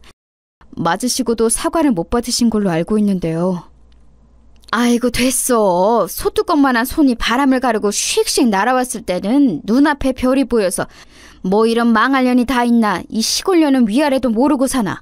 솔직히 이런 생각만 들었었는데 내가 잘못한 것이니 맞는 걸 억울해서는 안 되겠더만. 네? 실례지만 지금 장모님 입에서 나오신 말씀이 맞죠? 이틀 전에 맞으셨다는 게 아직도 자국이 보일 정도인데 이걸 당하고도 장모님께서 사과를 안 받으시겠다는 건가요? 저는 제가 살아난 줄 알았는데 그게 아니라 이미 죽어서 저승에 온 것이었군요. 이제 명쾌해졌습니다. 권서방, 지금 나를 매기는 거야? 아니 나는 뭐 이런 것에 한 번쯤 굴하고 살면 안 되나? 내가 거침없고 때로는 무식한 무대포이기는 해도 기본적인 양심 한 줄기는 있는 사람이야. 이거 왜 이래? 장모님, 혹시 장모님 저희 형수님으로부터 무슨 말씀을 듣고 이러시는 건 아니죠? 저희 형수님이 뭐라고 하시던가요? 아휴, 이런 건 왜 눈치가 빨리 돌아간다. 그래, 내가 한마디 듣기는 했어. 약초 달인 물을 위험하게 실이 함부로 먹인 것은 실수라고 넘길 수 있지만 애가 빨리 안 생긴다고 타박하고 면박 주면서 약초 달인 물을 먹게 한 것, 거기까지 온 과정은 실수가 아니라 잘못이라고 나에게 그런 소리를 하더만. 그 소리를 듣고 장모님께서는 생각이 많아지신 모양이었습니다. 착잡하고 회한이 깊어 보이는 장모님의 표정에 저는 마음속에 남아있던 작은 원망을 마저 털어보냈어요. 이미 장모님께서는 실수와 잘못 모두를 인정하셨음을 그 순간 제가 알았기 때문이었죠. 그래서 저는 장모님께 다 됐으니까 잘 지내보자는 의미로 환한 미소를 지어드렸습니다. 그랬더니 장모님께서는 이내 살짝 눈물이 고이신 눈으로 저를 바라보시며 고개를 끄덕이셨죠. 이런 말씀도 슬쩍 중얼거리셨고요. 우리 딸들이 권서방 자네의 미소가 돌아왔다고 하길래 저게 웬 소리인가 했더만 확실히 그 약초 달인 물을 마시기 전에 미소로 돌아왔네. 그거 먹고서 안색이 확 가버린 게 맞는 거였다니. 새삼 이렇게 확인 사살을 다 받는구만. 아휴, 내가 뭔 놈의 짓을 저지른 것인지. 혼잣말인지 그냥 하시는 말씀인지 모를 내용을 듣고 난 저는 가만히 양손 엄지를 들어 보여드렸어요. 쌍따봉이었죠. 그러자 장모님께서도 어색하게 머뭇거리시며 양손 엄지를 저에게 들어 보여주시는 것으로 이 사건은 완전히 일단락되었습니다. 저는 최고의 마무리였다고 생각을 했기에 제가 건강 회복만 하면 이제 문제없이 행복하게 다 잘 지낼 줄로만 알았어요. 그런데 제가 퇴원을 하고 일상으로 돌아온 지 딱 보름 만에 장모님께서는 시골행을 선언하셨습니다. 장인어른께서 계시는 곳으로 가서 같이 지내겠다고 하셨어요. 그런 걸 쉽사리 두고 볼 제 아내가 아닌 것 같아서 이게 어찌된 일이냐는 눈빛을 쏘았지만 아내는 고개만 저을 뿐이었어요. 장모님께서 온전히 내리신 결정이라는 의미였죠. 제 사건 때문에 떠나시는 것 같아서 마음이 편치 않았습니다.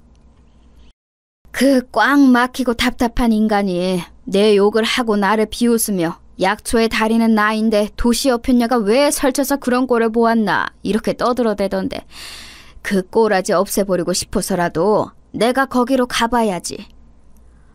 하지만 장모님, 시골 생활은 질색이라고 하셨잖아요. 사람은 서울에 살아야 한다고 하셨잖아요. 그런데 거기에 내려가서 지내실 수 있으시겠어요? 여기에서 먼 건 당연하고 부산하고도 멀어서 외로우실 텐데요. 그까지 시골이 뭐라고 나를 외롭게 만들겠어? 설마 죽기야 하지는 않을 테니 권서방은 우리 지민이나 잘 챙기면서 지내. 소식 좀 자주 전해주고. 그렇게 장모님께서는 영원히 서울 바닥에만 붙어 사실 것 같았건만 시골로 떠나버리셨습니다. 우선은 간단한 짐부터 가지고 가셨죠. 겨울이 되기 전에 올라오셔서 다른 짐도 챙겨가실 것이고 해가 바뀌며 서울집을 서서히 어떻게든 정리하는 쪽으로 생각을 해보실 작정이라고 하셨습니다. 장모님의 엄청난 결단에 저희 가족도 놀랐어요. 저희 부모님, 형, 현주님 말이에요. 아직 분들이 안 풀리셨는지 장모님을 향한 앙금을 속에 담고들 계셨는데 장모님께서 그런 결정을 내리시자 좀 낫다는 반응들을 보여왔습니다. 특히 몇 주가 지난 뒤 형수님께서는 아주 밝은 목소리로 소감을 밝히셨죠. 역시 그분이 문제였던 건가 봐요. 스트레스의 주범이 사라지니까 두 사람이 보란듯이 바로 아이가 생긴 것만 봐도 아주 명확하네요. 너무 잘 됐어요. 너무 축하해요. 글쎄요. 장모님께서 시골로 가버리신 것과 직접적인 연관이 있는지는 모르겠지만 아무튼 형수님 항상 감사합니다. 저희 부모님을 곁에서 잘 챙겨주시는 것 제가 늘 마음에 두고 있어요. 공교롭게도 저희 부부가 금세 임신이 된 것이었는데요. 그걸 두고 형수님께서는 장모님이 사라지셨기 때문에 그런 것이라고 주장하셨습니다. 저는 늘 형수님을 존경하고 충성하는 심정이 있었기에 구태여 반박은 안 해드렸네요. 제가 가장 충성을 다하는 제 아내가 임신한 뒤로 제가 정말 바쁘게 살았던 것 같아요. 그 이전보다 2배로 정신없이 지냈네요. 다시 출퇴근한 직장을 잡은 지 오래였지만 퇴근하면 피곤한 것도 있고 아내부터 챙기며 살았습니다. 장모님께서는 어떻게 되셨냐고요? 호언장담을 하셨던 것과는 달리 다시 서울로 돌아오셨어요. 시골 생활 안 맞고 장인어른하고는 더 안 맞다는 신호는 통화할 때마다 저와 아내에게 번갈아서 자꾸 드러내셨는데요. 그걸 어떻게 계속 모른 척 하겠어요. 다시 오시고 싶으면 오시라 그랬지요. 그랬더니 자존심에 바로 그러지는 못하시더라고요. 그러다가 저희 아이들 때문에 핑곗거리 제대로 잡으시고는 다시 올라오셨던 겁니다. 아이들이라고 하는 이유는 저희 첫째와 둘째가 쌍둥이라서 그래요. 그것도 남자 쌍둥이요. 저는 당연히 한창 일을 할 때였고 아내는 쌍둥이를 품고 사느라 임신기간 내내 고군분투했기에 사회생활에 대한 열망이 차곡차곡 쌓여있었기 때문에 출산과 동시에 바로 일을 하고 싶어 했을 정도였어요. 저희 부부 사정이 이런데 어떻게 둘이 아이들만 보면서 지낼 수 있었겠나요? 절대 불가능한 일이었죠. 그렇다면 아이들을 어디에 맡겨야 했는데 네, 바로 장모님이셨던 거예요.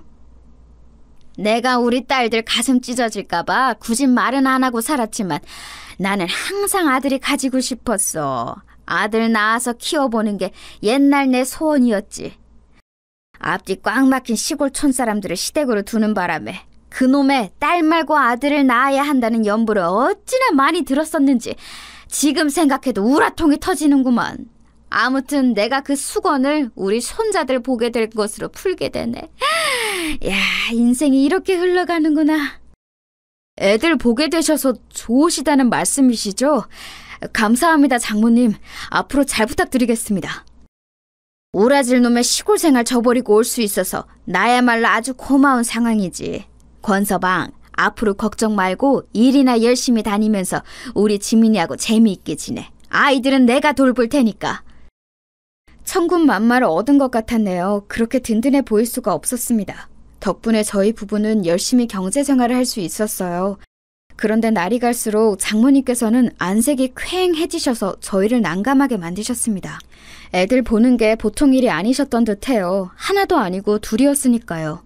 그러나 장모님께서는 자존심 때문인지 한사코 무조건 괜찮다며 버틸 수 있다며 그렇게 구셨습니다. 아이들이 나란히 돌잔치를 했을 때 모두가 웃고 있던 그 자리에서 장모님께서만 혼자 우셨어요. 감개무량하셔서 그러시는 건 줄로만 모두가 그렇게 알고 감동했었는데 제가 어쩌다 보니 장모님의 혼잣말 아닌 혼잣말을 엿들어 버렸습니다. 죽어랍시고 매일 전쟁을 치르면서 육아를 했는데 이제야 겨우 돌이구나. 대체 언제나 되어야 애들이 혼자 밥 먹고 혼자 화장실이라도 갈까? 아이고 내 팔자야 미쳐버리겠네. 그 이후로 장모님을 잘 못 쳐다보겠더라고요. 아내하고 상의를 해서 장모님의 육아 부담을 얼른 줄여드리게 되었죠. 그런데 얼마 뒤에 또 아내가 임신을 하는 바람에 상황이라는 게 태어난 셋째도 장모님께서 봐주시는 걸로 되어버렸습니다. 너무 감사하고 너무 죄송했네요. 지금은 애들이 다 컸어요. 자기 외할머니를 너무너무 좋아하는 애들로 자랐죠. 참고로 장모님께서는 결국 장인어른하고 이혼을 하셨고요. 당신께서는 극구 부인을 하시지만 저희 부부의 추측으로는 몰래 연애를 하시는 분도 현재 계시답니다. 이래나 저래나 어떻게든 굴러가며 잘 사는 가족들이에요.